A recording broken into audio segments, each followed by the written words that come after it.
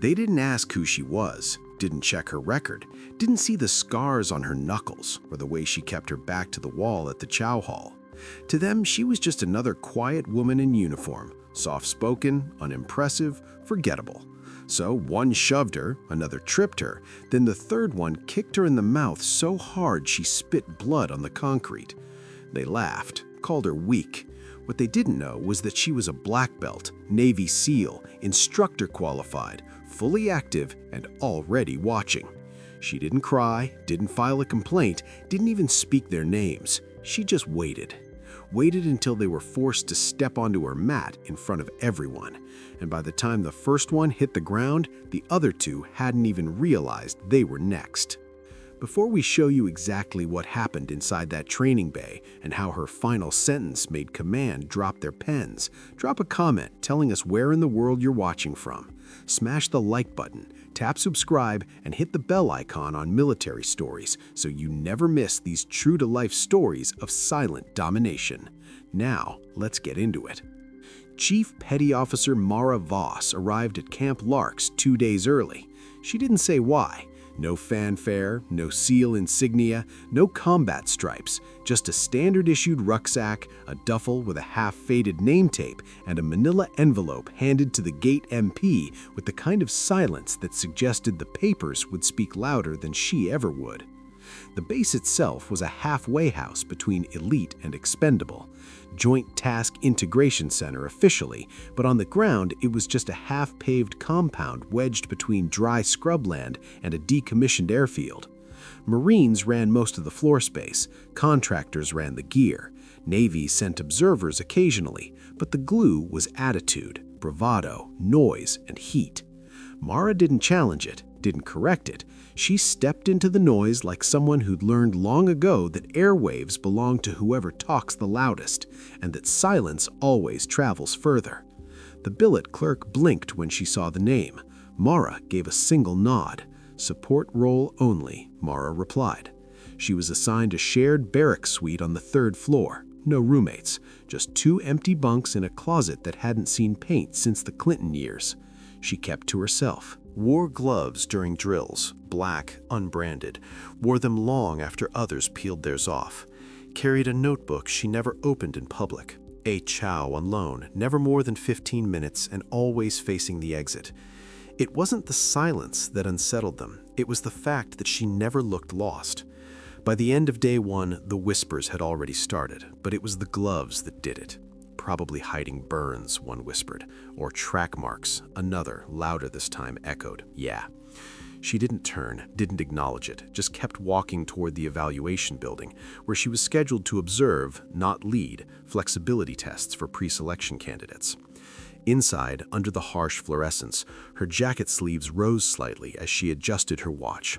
Knuckle scars, thin and layered, briefly showed beneath the cuff. No one noticed. By midweek, everyone knew her name, but no one used it. New girl had stuck. Quick, easy, dismissive. The kind of nickname that always outlives the truth. Mara Voss wasn't fazed. She logged attendance at morning circuits, passed clipboards to instructors, held the stopwatch during shuttle sprints, and reset the plyo timers between sets. She didn't correct bad form, didn't offer encouragement. She wasn't there to be liked, and she knew better than to get in the way of ego mid-set. But her presence, it scraped at something. It wasn't what she said, it was what she didn't. "You speak English?" one of the Marines asked as she stepped into the gym annex. He was sitting on a bench press rack, resting between sets, sweat beading across his neck like he'd earned the right to question her. She didn't respond. A third one grinned, mouthful of protein bar. Careful, she might write you up. They laughed loud enough to fill the room, loud enough for the others to hear and to stay silent. That was how it worked.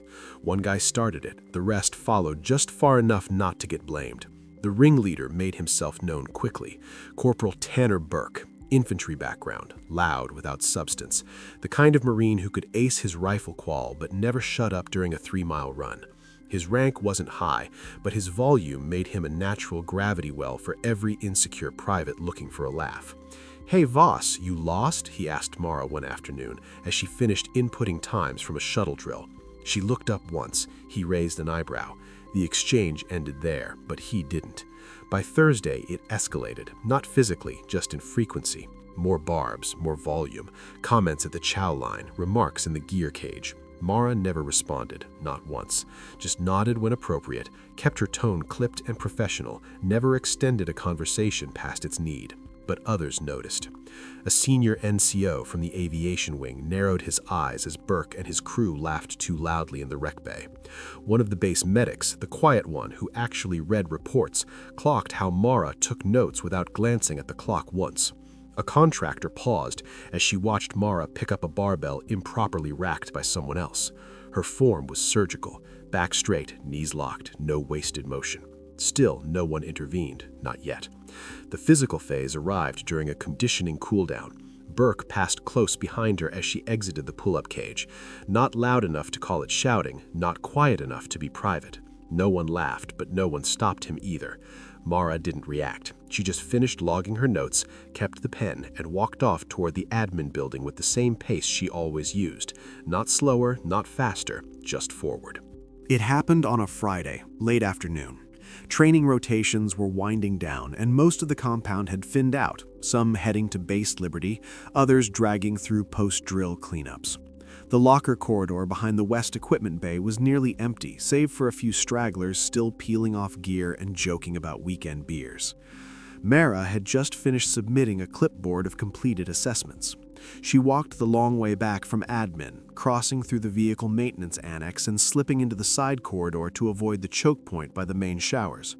She didn't hear the steps at first, just the echo of a familiar laugh. Burke. He wasn't alone. Two others with him, one with a shaved head and too tight shirt, the other always chewing gum like it was a statement. They didn't speak right away, just fell into step behind her, close enough to be noticed, far enough not to trigger a report. Mara didn't change pace. She just adjusted her path slightly, veering toward the side rack of stored field vests. It wasn't cowardice, it was caution, but caution in places like this was a scent. "Awful quiet today," Burke said, voice bouncing off the concrete. No reply. "Maybe she's writing another report." Still nothing. That's when it escalated. One of them stepped too close. A shoulder brush, intentional, light, but meant to test. She kept walking. The next one trailed her pace. Mara didn't look back. They reached the end of the corridor where it bent sharply toward the back supply door. That's when Burke shoved her. Not hard, just enough to send her into the wall edge, one boot sliding on the concrete. She caught herself with one palm, turned, eyes level. Still no emotion, just the same calm, unreadable stare. But that calm, that refusal to flinch, only made it worse. Burke scoffed. The bald one laughed. The gum chewer stepped forward. He was grinning. That's when he did it. A light backhand slap, mocking in its softness, but it jolted her chin sideways. And then, while she was still mid-turn, half staggered, the real strike came. A swift upward kick from Burke, meant to shock, not injure. But it landed wrong. Square to the mouth, her head snapped back. There was an audible crack, and then blood. Thin, immediate, metallic. She dropped to one knee, not from weakness, but balance. The silence that followed was instant. Even Burke looked unsure for half a second. She touched her lip with two fingers, brought them down red. She stood, didn't say anything, didn't reach for them, didn't cry, didn't run. She just turned, one foot after the other, walked past them, past the corner, out the door. Only one of the three managed to say it. Quiet, almost like he regretted it. But she had stayed quiet, and now that silence was about to become a record. The base medical office was quiet by the time Mara walked in. The overhead lights buzzed against the silence like a warning no one wanted to hear. Only one corpsman was on duty, Petty Officer Rendon, a career Navy medic who'd seen enough busted noses and fractured ribs to know when someone was lying about how it happened. He looked up from the desk as the door clicked shut. Mara didn't answer right away. She reached into her pocket, pulled out a folded notepad sheet with only 3 words written on it: lip trauma internal. Rendon blinked, then saw the blood. Her mouth was swollen, barely. The split wasn't dramatic, but the lower lip had already begun to darken, and there was a clean crack through one of the side incisors. Not jagged, a fracture line, like something hard and fast had caught her mid-sentence. He stood immediately. "No numbing," she said, "just cleaning." She didn't flinch when he applied pressure to check the tooth's mobility. "Cracked, not displaced," he muttered. "This one?" He tapped gently on the other side. She nodded. Rendon looked at her again. She didn't answer at first, then said, "I want it logged." She wiped a bit of dried blood off her chin with a gauze pad. Her fingers were steady. He exhaled. "Understood." He began the report. She dictated. Time of incident, approximately 1740. Location, South Equipment Corridor. Witnesses, none confirmed. Suspected parties, unnamed. Physical contact initiated without provocation. No defense enacted. No retaliation attempted. She paused, then added, "Intentional strike to the face." Rendon didn't argue. He filled out the electronic form. She signed, then she stood. No dramatic exit. She exited through the rear stairwell, avoiding the main hallway. By nightfall, 3 different versions of the story had already reached the barracks. She had cried and gone to command. She had threatened legal action. She was being escorted off base in the morning. All wrong. Mara didn't say a word, but her injury was real. Her report was real. And her silence, it was no longer passive. It was recorded. By the next morning, the story had metastasized. None of it was true. But the louder the lies, the more people believed them. And at Camp Larks, volume always outranked truth.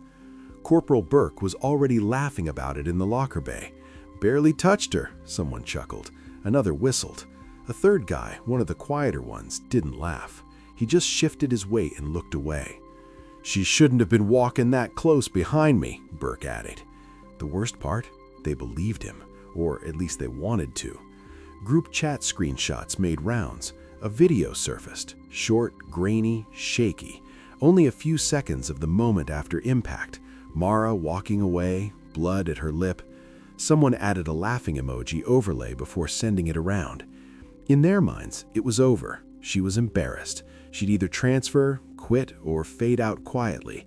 Burke even wagered half a case of Rippets that she wouldn't last the week.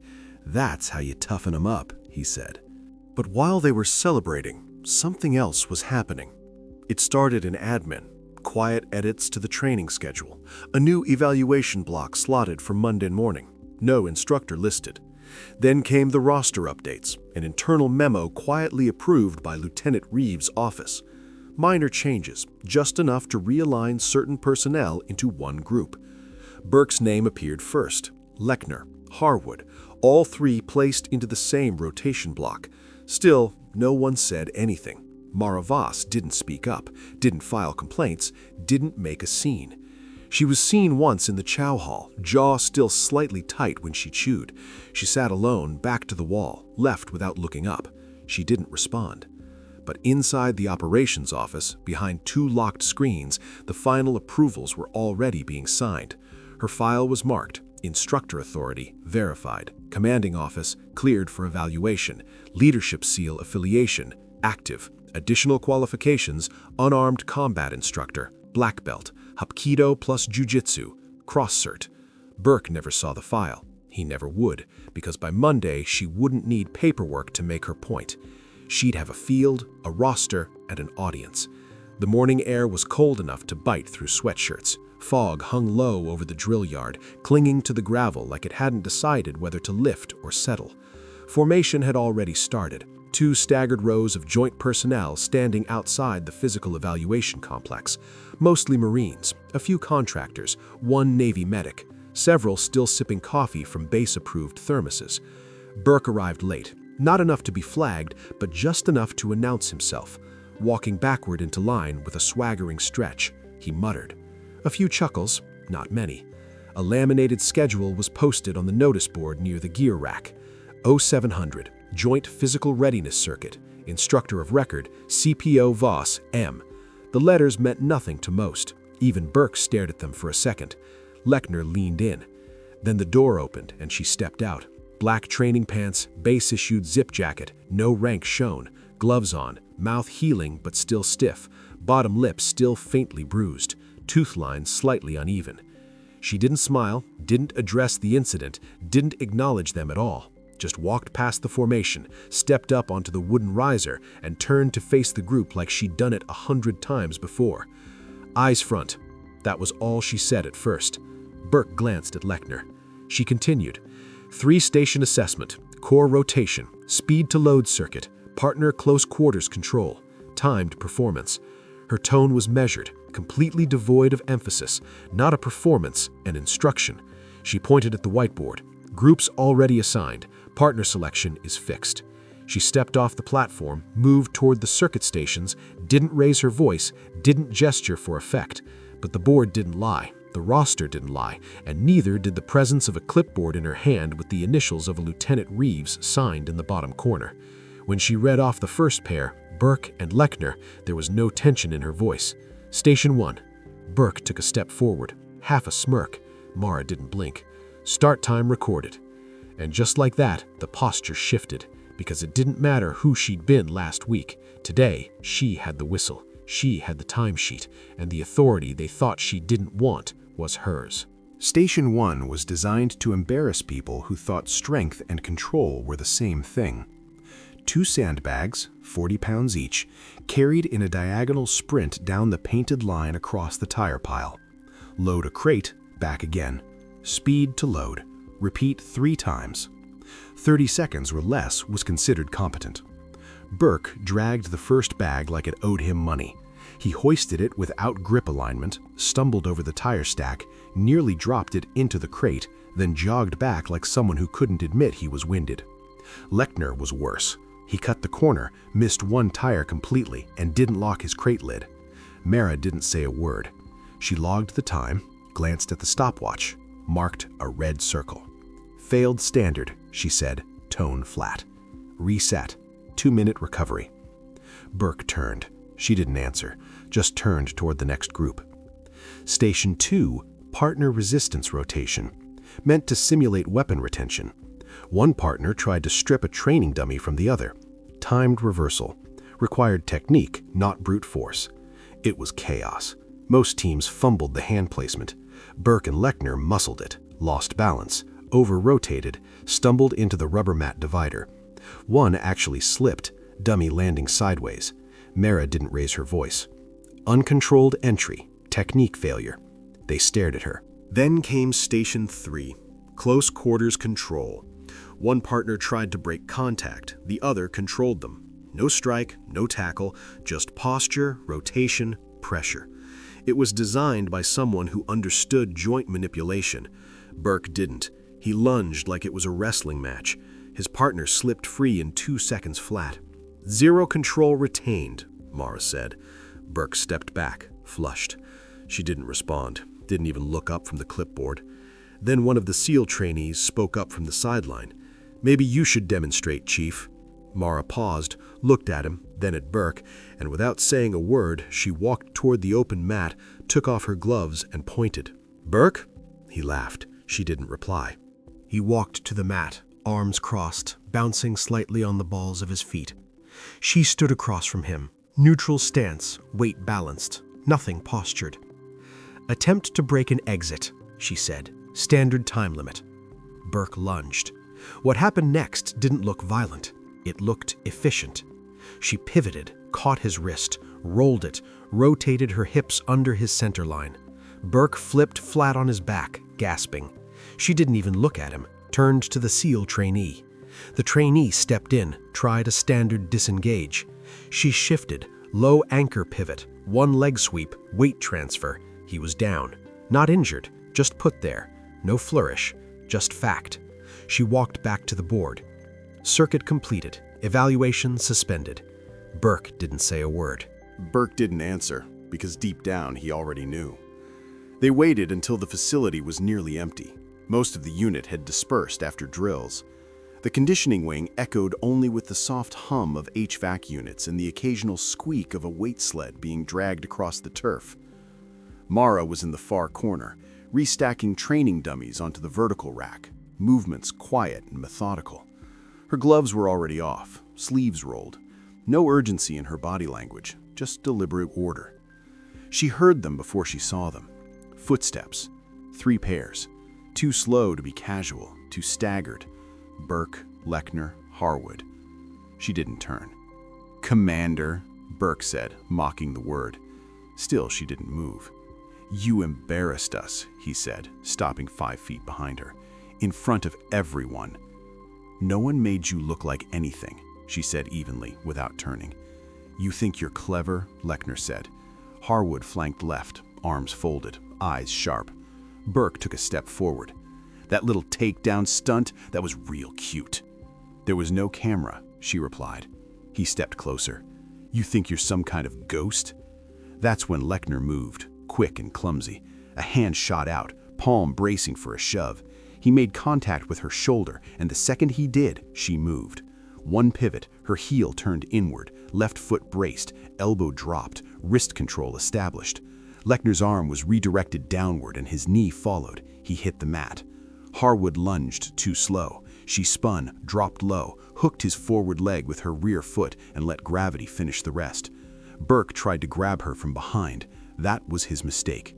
She shifted her weight, dropped her hips, and rolled under his center line. A simple redirect. Momentum did the rest. Burke landed harder than the others. 3 seconds, 3 bodies, 1 breath. Mara stood in the center of them, unruffled, upright, eyes level. The room was dead silent. Then footsteps again. 2 MPs entered from the far corridor, both carrying standard side belts and neutral expressions. Mara raised a single hand, not toward them, just open still. "They slipped," she said. The officers looked at the scene. 3 Marines on the mat. No blood, no bruises, just air knocked out of lungs and pride. One MP raised his comms. "Possible CQC training accident. All parties conscious." The other gave Mara a once-over, said nothing. They left. Mara walked back to her gear, picked up the gloves she'd taken off 20 minutes earlier, slid them on, and never looked back. The command review started before sunrise. It wasn't called a hearing, no one wore dress uniforms, but behind closed doors in the admin wing, the wheels had already turned. Footage from the conditioning wing had been pulled. Standard auto feed from the overhead dome camps. No sound, but the visuals were enough. 3 Marines, 1 instructor, no aggression from her. 3 distinct contacts initiated against her. 3 clean, rapid reversals, then stillness. Across the hall, Commander Leland of Base Operations skimmed the attached reports. A second document caught his attention, time-stamped from 3 days earlier, medical intake. Chief Petty Officer Voss M., filed by Corpsman Rendon. Lip trauma, hairline tooth fracture, suspected assault, no names listed, no accusations made. Then a third entry, instructor authority clearance. Voss M., verified SEAL status, black belt, jiu-jitsu, hapkido, joint training qualified, authority level, active evaluation leader. Leland didn't lean back or sigh, then walked into the review room where Burke, Lechner, and Harwood sat like they were waiting for bad news they didn't understand. Mara Voss was already there, standing, not seated. No expression on her face, hair pulled back clean, gloves in one hand, clipboard in the other. Leland didn't waste time. "Silence," he began. 2 days ago, an incident occurred in the conditioning wing. 3 Marines initiated unauthorized physical contact with a verified instructor. All 3 were subdued without injury. No strikes, no escalation. No one moved. No one filed charges, but we've reviewed security, medical logs, chain of command confirmations. Burke cleared his throat. "Sir, it wasn't—" Leland cut him off. "She didn't retaliate at the barracks. She didn't file complaints." He turned to Mara. She shook her head once. Leland stared at her for a moment, then nodded. "Effective immediately. Corporal Burke demoted 1 rank under Article 15. Harwood and Lechner removed from Joint Integration Program. Internal Conduct Review assigned. All group threads archived and locked." He closed the folder. No dramatics. As Mara stepped out of the room, Burke looked up, not in defiance, not in apology, just realization. She didn't look at him, didn't need to, because the message had landed days ago. It just took them this long to read it. The weight rack didn't look any different. Neither did the chalk-stained floors or the faded SEAL training poster peeling from the far wall. Same room, same air, but everything had changed. Mara stood alone near the conditioning wing exit, looping the last of the resistance bands onto a hook. Her sleeves were pushed up, the split in her lip mostly healed now, just a faint line where bone met memory. No one approached her. The room wasn't empty, but it may as well have been. Half a dozen Marines drifted through, pretending not to stare. One or two nodded slightly. None said a word. She didn't ask for any. Behind her, Burke entered slower than usual. No laughter, no swagger. The new patch on his sleeve was missing a stripe. The silence that followed him wasn't respect, it was recognition. He walked to the back bench, stopped midway, didn't sit, just stood there for a moment, staring at the floor. Then, without speaking, he turned around and left. She never looked up. Lechner passed through an hour later, didn't make eye contact, didn't linger. He paused near the whiteboard where the weekly evaluation times were posted. Mara's name was still listed at the top. He didn't erase it. By late afternoon, a new recruit, barely 20, face still sunburned from orientation, wandered in, looking lost. Mara pointed once. The recruit nodded, mumbled a thank you, and moved on. She didn't explain who she was. She never would, because silence didn't mean surrender. It meant readiness. It meant watchfulness. And sometimes it meant the most dangerous person in the room wasn't the loudest. Would you have fought back immediately or waited for the right moment like she did? Do you think restraint is strength or just delayed justice? Drop your answers in the comments. I read every single one. And if you haven't already, make sure to like the video, subscribe to Military Stories, and tap the bell icon so you never miss what's next. Share this story with someone who still thinks silence means weakness. Our next mission's already on your screen. Go watch it now. I'll see you tomorrow, same time, same channel.